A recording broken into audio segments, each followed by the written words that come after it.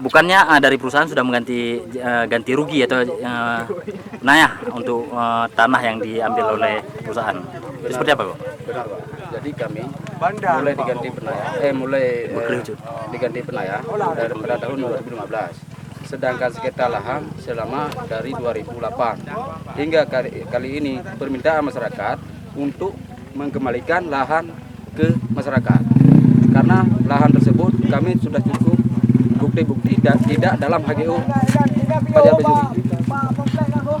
Berarti sekarang aksinya seperti apa nih? Apakah memblokir sampai selesai atau seperti apa? Memblokir sampai selesai. Kami memblokir sampai selesai. Nah, kedua aktivitas jangan ada dikerjakan lahan Kedua belah pihak. Kedua belah pihak. Jangan. Jika perusahaan tetap bersikeras melakukan aktivitasnya, apa yang akan dilakukan? Ke kepolisian Pak. Kesepakatan. Sesuai dengan kesepakatan tadi, berarti dilempar ke kepolisian.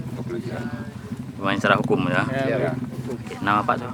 Alamsyah Pak, Alamsyah sebagai koordinator masyarakat Padang Panjang. Padang Panjang.